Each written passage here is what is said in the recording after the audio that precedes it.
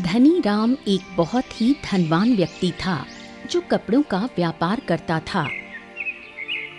एक दिन वो अपनी दुकान पर था, तभी गांव का मुखिया दौड़ते हुए आया और बोला, अरे धनी राम, अरे तू यहाँ बैठा हुआ है, जा जा जा जल्दी से घर जा, तेरे पिताजी की तबीयत सही नहीं है।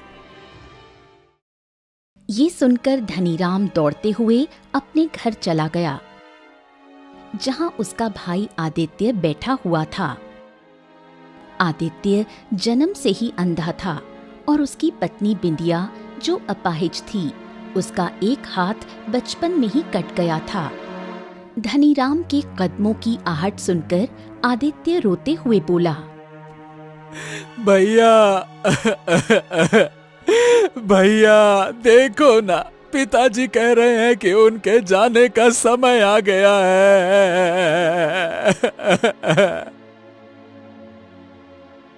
धनीराम तुरंत अपने पिता के पास गया और वहां बैठे वैद्य की ओर देखकर बोला, अब क्या हो गया वैद्य जी, क्या बात है? धनीराम देखो, तुम तो जानते हो कि तुम्हारे पिताजी 90 वर्ष की आयु पार कर चुके हैं। ऐसा कोई रोग वोग नहीं है उनको, बल्कि उनके ऊपर बुढ़ापा हावी हो चुका है।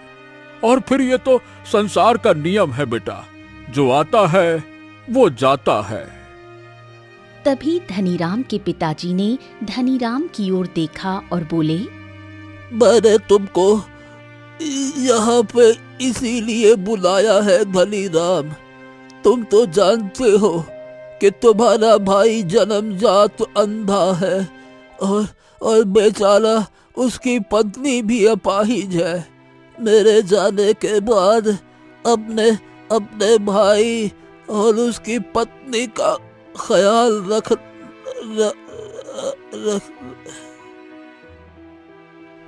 इतना कहकर धनीराम के पिता ने दम तोड़ दिया। धनीराम की आंखों से आंसू बहने लगे। कुछ देर बाद पिताजी का अंतिम संस्कार कर दिया गया।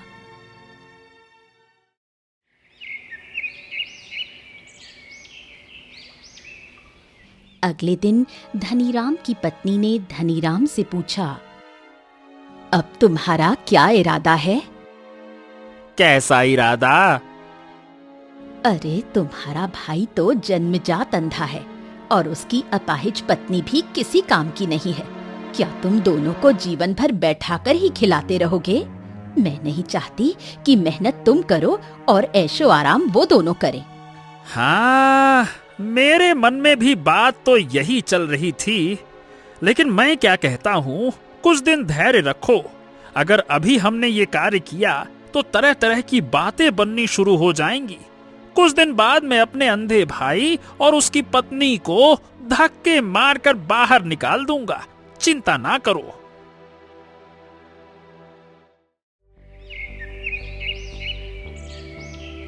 कुछ दिन ऐसे ही बीत गए। एक दिन धनीराम ने अपने भाई आदित्य से कहा, देखो आदित्य भाई, बात ऐसी है कि तुम किसी काम धंधे में रहते तो हो नहीं, दिन भर गांव के एक पेड़ के नीचे ऐसे ही बैठे रहते हो। और तुम्हारी पत्नी भी अपाहिज है, उसका हाथ कटा हुआ है, वो भी घर का ज्यादा काम काज कर नहीं सकती। भैया, लेकिन आप ऐसा काहे बोल रहे हैं? मैं ऐसा इसलिए बोल रहा हूँ क्योंकि अब मैं तुम्हें और तुम्हारी पत्नी को देखो भाई, ज्यादा दिन तक झेल नहीं सकता। वैसे भी बचपन से मैंने ही पिताजी के व्यापार में हाथ बटाया है, इसीलिए सारी संपत्ति का मालिक मैं ही हूँ, तुम नहीं हो। लेकिन भैया, मैं तो आपसे कुछ भी नहीं मांगता। मैं तो हमेशा गांव वालों से यही कहता हूँ कि सब कुछ बड़े भैया का है, मेरा कुछ नहीं है। हाँ, तो मैं भी तो यही कह रहा हूँ, यही तो सच भी है। मेरा ही है, तेरा कुछ नहीं है। मतलब की बात ये है कि मैं तुम्हें और तुम्हारी पत्नी को इस घर में ज्यादा दिन तक बर्दाश्त नहीं कर सकता भाई। तो बेहतर ये होगा कि तुम अपनी मर्जी से इस घर को छोड़ दो और यहाँ से चले जाओ, वरना मजबूरन मुझे धक्के मार कर बाहर निकालना पड़ेगा और ये मुझे अच्छा नहीं लगेगा। ये सुनकर आदित्य की पत्नी बिंदिया फूट फूट कर रोने लगी और बोली, ऐसा अत्याचार मत कीजिए। मेरे पति तो अंधे हैं, कोई काम नहीं कर सकते, और मैं अपाहिज हूँ। आखिर हम दोनों जाएंगे कहाँ? अरे भाई, कहीं भी जाओ, तुम्हारी मर्जी, इतनी बड़ी दुनिया है, लेकिन इस घर से निकल जाओ बस। लेकिन भैया, पिताजी ने तो। बस बस बस बस भैया, पिताजी का समय अंतिम समय था, इसीलिए मुझे उनकी हाँ में हाँ मिलानी पड़ी। पर इसका मतलब ये थोड़ी ना होता है कि मैं तुम जैसे बोझ को जीवन भर ढोता रहूंगा। ऐसा नहीं होने वाला। आदित्य समझ गया कि उसके बड़े भाई धनीराम के मन में लालच आ चुका था। वो रोते हुए बोला, ठीक है भैया, ठीक है। अगर आप मुझे और हमारी पत्नी को इस घर में बर्दाश्त नहीं कर सकते, हम आपके लिए बोझ है, तो हम दोनों यहाँ से चले जाते हैं। लेकिन हम जाएंगे कहाँ? कम से कम हमारे रहने की व्यवस्था तो कर दीजिए। इतना तो आप कर ही सकते हैं ना भैया। बस आ गई तेरी मन की बात तेरे जुबान पर। मैं सोच ही रहा था कि कब तू ये वाक्य बोलेगा। अब तूने बोल ही दिया है तो कान खोल के सुन ले। भाई, गांव की सीमा पर हमारी जो एक जमीन पड़ी है, वहां एक झोपड़ी है। तुम दोनों पति पत्नी उसी झोपड़ी में जाकर मरो या रहो, जो करना है सो करो। इससे ज्यादा मुझसे कोई उम्मीद मत रखना भैया। और हाँ, धन के नाम पर मैं तुम्हें एक फूटी कौड़ी भी नहीं दूंगा। हाँ। आदित्य की आंखों में आंसू आ गए और वो अपनी पत्नी बिंदिया को लेकर उस झोपड़ी में रहने के लिए चला गया। रात भर वो दोनों पति पत्नी रोते रहे।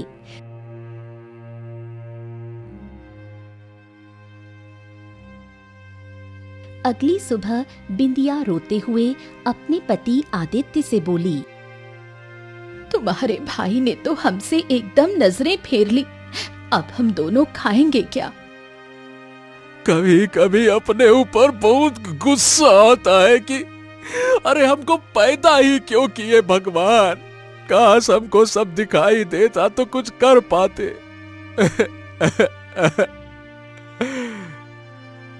आदित्य को रोता हुआ देखकर बिंदिया अपना दुख भूल गई और बोली, आप चिंता मत कीजिए। मेरा एक हाथ कटा है तो क्या हुआ, दूसरा हाथ तो बाकी है। मैं कुछ भी करूंगी, लेकिन अब आपके भाई के सामने हाथ नहीं फैलाऊंगी और ना ही आपको जाने दूंगी। इतना कहकर बिंदिया वहां से सीधे जमींदार की हवेली में चली गई और जमींदार से बोली, मुझे अपनी हवेली में साफ सफाई का काम दे दीजिए। जमींदार ने बिंदिया का कटा हुआ हाथ देखा और हंसते हुए बोला, एक तो तेरा हाथ कटा हुआ है, तो क्या तू एक हाथ से हवेली की सफाई और हवेली के बर्तन धो सकती है क्या? हाँ, धो सकती हूँ। तो फिर ठीक है, लेकिन इसके बदले मैं तुझे धन नहीं दूंगा। हवेली में जो बचा कुचा जूठा मूठा खाना है वही दूंगा। अगर मंजूर हो तो बता, नहीं तो भैया निकल। बिंदिया के पास कोई रास्ता नहीं था। ठीक है, मैं तैयार हूँ। उस दिन से बिंदिया अपने एक हाथ से बड़ी मेहनत से जमींदार की हवेली में साफ सफाई करने लगी। बदले में जमींदार घर का जूठा खाना उसे देता रहा। समय ऐसे ही बीतता रहा। एक दिन बिंदिया सोकर नहीं उठी। आदित्य ने उसे उठाते हुए कहा, ए बिंदिया, का हो गया? आज तो बहुत देर हो गई, तुम सोकर उठी नहीं। मेरे शरीर में बहुत दर्द हो रहा है। आदित्य ने जैसे ही बिंदिया का हाथ पकड़ा, वो चौंक गया। बिंदिया का शरीर बुखार में तप रहा था। अरे हे बिंदिया, तुमको तो बहुत ही तेज बुखार है। अच्छा ठीक है, तुम चिंता मत करो, बिल्कुल चिंता न करो, हम वैद्य जी को बुलाकर लेकर आते हैं। हाँ। आदित्य लड़खड़ाते हुए कदमों से अपनी लाठी लेकर वैद्य के पास गया और रोते हुए बोला, वैद्य जी, हमारी पत्नी बीमार है, चलिए देख लीजिए। वैद्य तुरंत आदित्य के साथ उसकी झोपड़ी में गया और बिंदिया को देखकर बोला, हाँ तो आदित्य, बात यह है कि तुम्हारी पत्नी को एक बहुत ही विचित्र बीमारी हो गई है जिसका इलाज यहाँ नहीं है। इसके लिए राज्य से जड़ी बूटियां खरीद कर लानी पड़ेंगी जो बहुत महंगी हैं। अगर मेरे पास होती तो विश्वास करो मैं मुफ्त में तुम्हें दे देता, क्योंकि तुम्हारी हालत मैं जानता हूं। लेकिन हाँ, आप चिंता ना कीजिए वैद्य जी, मैं किसी भी कीमत पर धन ले आऊंगा और फिर जड़ी बूटी भी ले आऊंगा। हाँ। आदित्य गांव के हर घर का दरवाजा खटखटाने लगा और कर्ज मांगने लगा, लेकिन किसी ने भी आदित्य की स्थिति देखकर उसे कर्ज नहीं दिया। थक हार कर आदित्य अपने भाई धनीराम के पास चला गया और बोला, भैया भैया, आप बहुत सही सलामत हैं, बहुत अच्छी बात है, लेकिन मेरी मदद कीजिए भैया। हमारी पत्नी बीमार है। वैद्य जी ने कहा है कि उसका इलाज केवल जड़ी बूटी से संभव है जो कि राज्य में महंगे दामों पर मिलती है। मुझे केवल इतना धन दे दीजिए ताकि मैं अपनी पत्नी का इलाज करवा सकूं, बस उतना ही चाहिए और ज्यादा नहीं। वैसे भी उसका एक हाथ तो कटा हुआ है आदित्य, और अगर वो बच भी गई तो किस काम की है? मैं तुझे एक फूटी कौड़ी भी नहीं दूंगा। चल निकल जा यहाँ से, निकल। इतना कहकर धनीराम ने धक्के देकर आदित्य को घर से बाहर निकाल दिया। आदित्य रोता हुआ अपनी झोपड़ी में गया और अपनी पत्नी से बोला, हमने हर जगह मदद मांगने की कोशिश की बिंदिया, लेकिन कहीं से कोई मदद नहीं मिली। लेकिन आदित्य को बिंदिया की आवाज सुनाई नहीं दी। आदित्य का मन किसी अनहोनी आशंका से धड़कने लगा। उसने जैसे ही बिंदिया का हाथ पकड़ा तो उसका सिर ठनक गया। बिंदिया संसार को छोड़कर जा चुकी थी। ए बिंदिया, ए बिंदिया, ए उठो बिंदिया, बिंदिया, बिंदिया। नहीं बिंदिया, तुम हमको छोड़कर नहीं जा सकती। अरे हमारे भाई ने हमको धोखा दिया, संसार ने हमारे साथ न्याय नहीं किया, हमको कभी भी इसकी परवाह नहीं रही। काहे कि तुम हमारे पास थी बिंदिया, तुम। अगर तुम ही हमको छोड़कर चली जाओगी तो हम तो अकेले पड़ जाएंगे। बिंदिया वापस आ जाओ, बिंदिया वापस आ जाओ बिंदिया। लेकिन बिंदिया की आवाज आदित्य के कानों में नहीं टकराई। आदित्य फूट फूट कर रोने लगा। कुछ देर बाद वही वैद्य वहां पर आया और बोला, जाने वाले कभी वापस नहीं आते आदित्य, यही संसार का नियम है। तुम्हारे साथ वाकई बहुत बुरा हुआ, मुझे तुमसे पूरी हमदर्दी है। तुम्हारी पत्नी का अंतिम संस्कार मैं करवाऊंगा, चिंता मत करो। वैद्य ने अपने खर्चे पर बिंदिया का अंतिम संस्कार करवाने की तैयारी की। आदित्य ने अपनी पत्नी का अंतिम संस्कार करके रोते हुए कहा, अब मैं यहाँ कभी नहीं रहूंगा, अब मैं जंगल में जाकर रहूंगा। नहीं रहना हमको ऐसी दुनिया में जहाँ पर हमदर्दी नाम की कोई चीज ना हो, जहाँ पर इंसानियत मर चुकी हो। इतना कहकर आदित्य जंगल की ओर निकल गया। आदित्य अपनी अंधी आंखों से काफी देर तक जंगल में भटकता रहा और एक वृक्ष के नीचे बैठकर रोते हुए अपने आप से बोला, जा रहे हैं, अब जा रहे हैं। मैं भी कितना बेशर्म हूँ, इतना सब कुछ होने के बाद अब तक जीवित हूँ। लेकिन मैं बुज़दिल भी, क्या करूँ, कुछ नहीं कर सकता। बड़ा बुज़दिल हूँ, आत्महत्या जैसा पाप कैसे करूँ। काश कोई जानवर ही यहाँ आ जाए और मुझे मार कर खा जाए, जिससे मेरे मन का दुख खत्म हो जाए। कोई तो आओ, खा लो मुझको। तभी कानों में एक मीठी आवाज टकराई, तू कौन है और क्यों रो रहा है? उस आवाज को सुनकर आदित्य चौंक गया और बोला, अरे हमको अकेला छोड़ दो, काहे परेशान कर रही हो? आवाज दोबारा आदित्य के कानों में टकराई।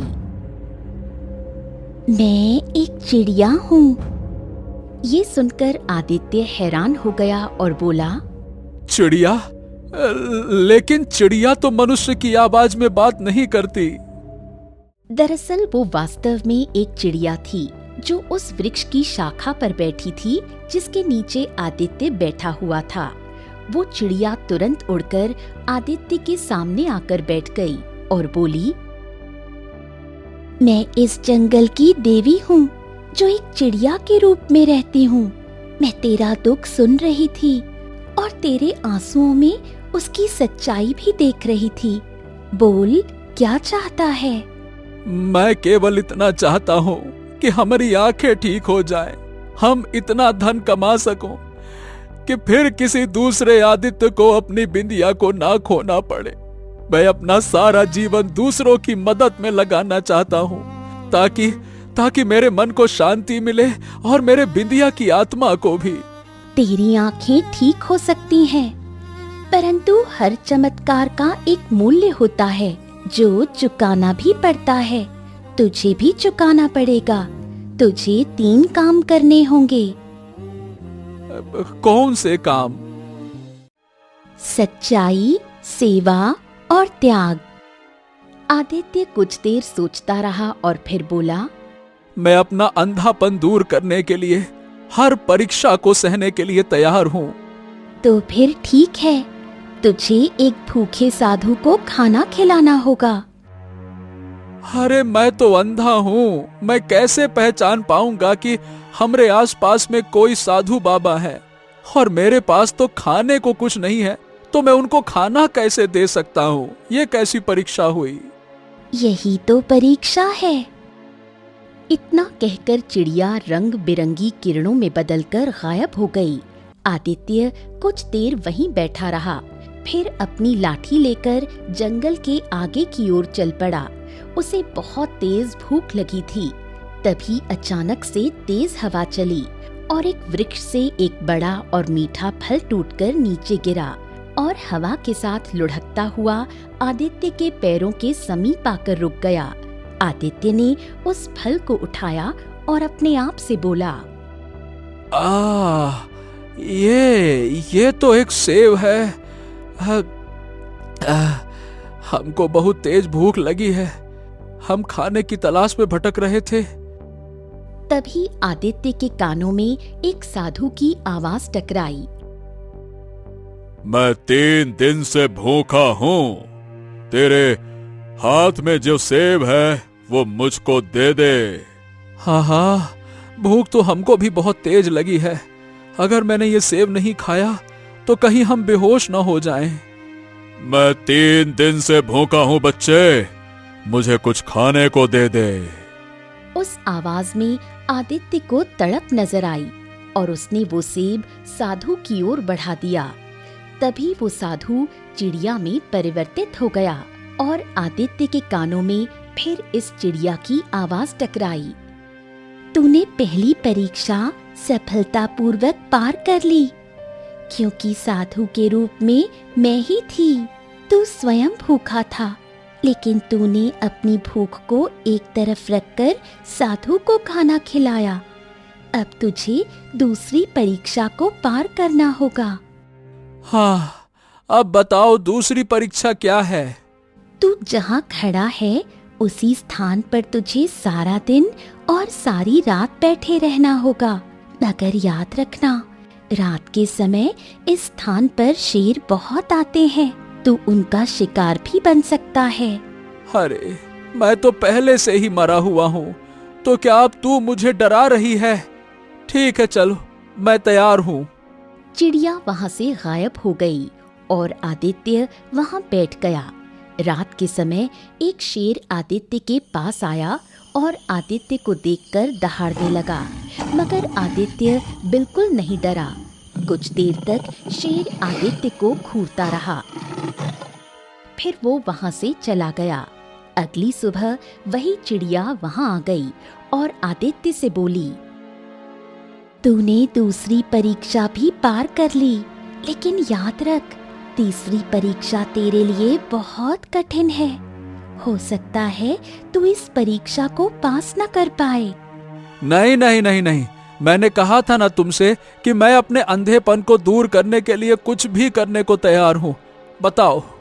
तो फिर ठीक है, तुझे अपने भाई को माफ करना होगा, उसी भाई को जिसने तुझे सबसे ज्यादा दुख दिया।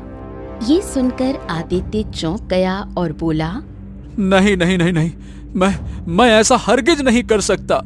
उसी की वजह से मेरी पत्नी मुझको छोड़कर चली गई, उसी की वजह से आज मैं यहाँ हूँ। मेरे भाई ने मेरे साथ बहुत बड़ा धोखा किया है, मैं उसको माफ नहीं करूंगा। मैंने तुझे कहा था ना, तू तीसरी परीक्षा पार नहीं कर पाएगा। सोच ले, 2 परीक्षाएं तूने पार कर ली हैं। अगर तीसरी में तू पीछे हट गया तो फिर तू हमेशा अंधा रहकर इन्हीं जंगलों में भटकता रहेगा। आदित्य गहरी सोच में डूब गया। अचानक उसकी आंखों के सामने उसके पिता का चेहरा घूम गया। कुछ देर बाद आदित्य बोला, हाँ, ठीक है ठीक है ठीक है, मैंने अपने भाई धनीराम को माफ कर दिया माफ। तेरे शब्दों में सच्चाई है, मैं मन के अंदर भी झांक सकती हूँ। इतना कहते ही आदित्य की आंखों की रोशनी वापस आ गई और उसे सब कुछ दिखाई देने लगा। उसने देखा कि उसके सामने एक चिड़िया थी। हाँ, अरे मुझे अब सब कुछ दिखाई दे रहा है। क्या तुम हमेशा चिड़िया के रूप में ही रहती हो? हाँ, देवी के रूप में मैं कभी भी किसी के सामने नहीं आती। जब तू वृक्ष के नीचे बैठा हुआ रो रहा था, तब मुझसे तेरी तड़प देखी नहीं गई, इसलिए मैंने तेरी सहायता करने की सोची। जा, अपने गांव वापस चला जा, कामयाबी तेरा इंतजार कर रही है। जो दूसरों का भला सोचता है वही सच्चा इंसान होता है। तुमने मेरी इतनी सहायता की, मेरी एक सहायता और कर दो। कैसी सहायता? तुम इस जंगल की देवी हो, तो तुम्हें पता होगा कि इस जंगल में कौन सी जड़ी बूटी किस बीमारी के काम आती है। बस तुम मुझे ये बता दो। ठीक है, तू जिस स्थान पर खड़ा है वो एक चमत्कारिक स्थान है। यहाँ जितनी भी जड़ी बूटियाँ होंगी वो सब चमत्कारी हैं। तू इन जड़ी बूटियों को तोड़कर अपने गांव ले जा और उन लोगों को खिला जो किसी न किसी बीमारी से पीड़ित हैं। उन्हें चाहे कितनी भी बड़ी बीमारी क्यों ना हो, वो ठीक हो जाएंगे। परंतु इस रहस्य को रहस्य ही रखना। और हाँ, गरीबों से कभी धन मत लेना और अमीरों को कभी छोड़ना मत। इतना कहकर चिड़िया रंग बिरंगी किरणों के साथ वहां से गायब हो गई।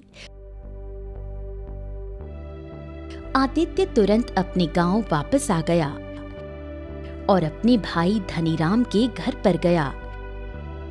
उसने अपने भाई से कहा, भाई, तुमने हमारे साथ जो किया वो क्षमा तो नहीं किया जा सकता, परंतु फिर भी हम तुम्हें मन से क्षमा करते हैं। मेरे बड़े भाई हो तुम। आदित्य को देखकर धनीराम चौंक गया। अरे तो तुम तो जन्मजात अंधे थे, तुम भला देख कैसे सकते हो?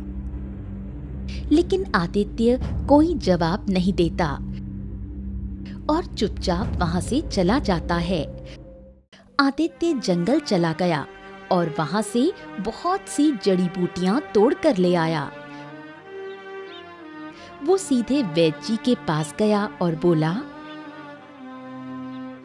मेरे पास जो जड़ी बूटियां हैं उनसे हर बीमारी का इलाज किया जा सकता है वैद्य जी। ये सुनकर वैद्य चौंक गया और बोला, ये तुम कैसी बात कर रहे हो? और तुम तो अंधे थे ना? समझ लीजिए, इन्हीं जड़ी बूटियों से मेरी आंखें ठीक हो गई हैं वैद्य जी।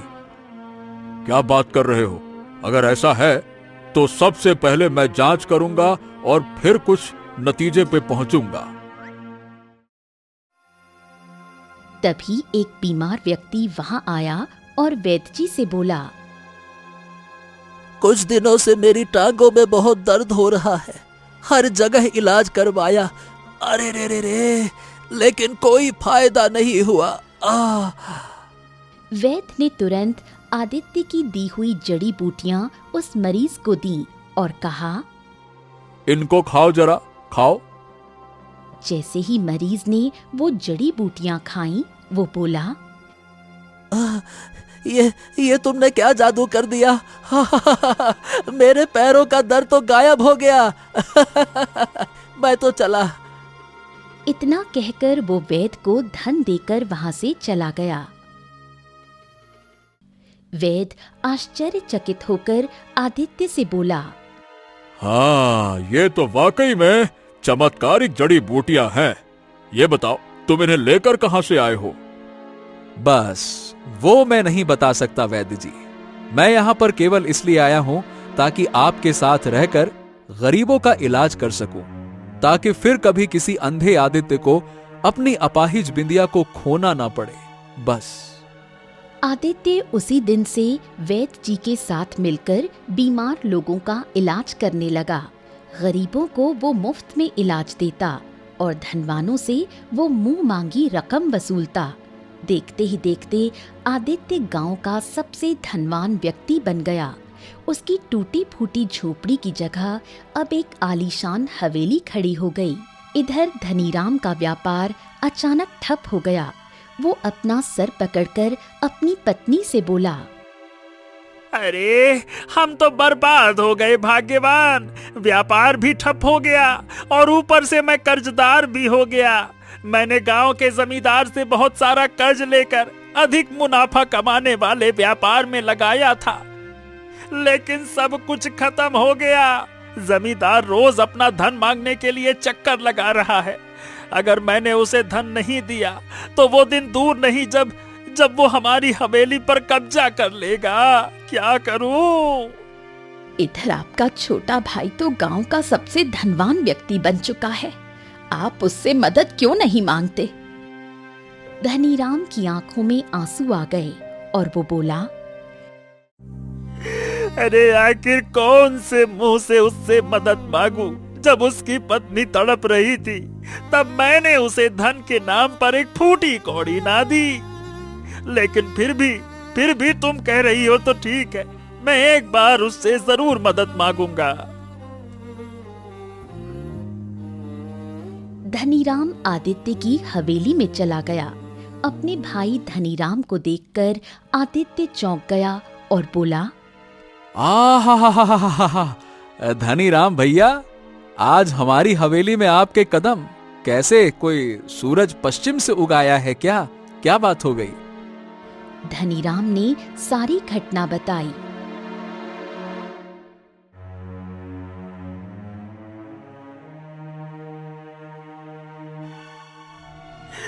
मुझे बचा लो आदित्य, बचा लो।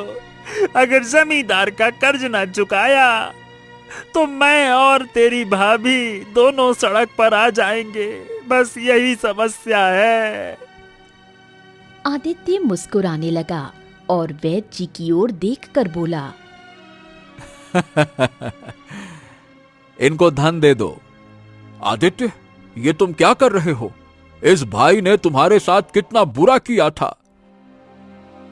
जानता हूं वैद्य जी, लेकिन मैं धन देकर यह साबित करना चाहता हूं कि मैं इसकी तरह जानवर नहीं हूं। मेरे अंदर इंसानियत है, जो कि इसके अंदर खत्म हो चुकी थी। मैंने इसे माफ भी कर दिया है, लेकिन केवल और केवल इंसानियत के नाते। अब मैं इसे अपना बड़ा भाई नहीं मानता। विश्वास करो, अगर इसके स्थान पर कोई भिखारी भी मुझसे मदद मांगने आता तो मैं उसकी भी मदद करता। वैद्य जी ने धनीराम को धन की पोटली दे दी।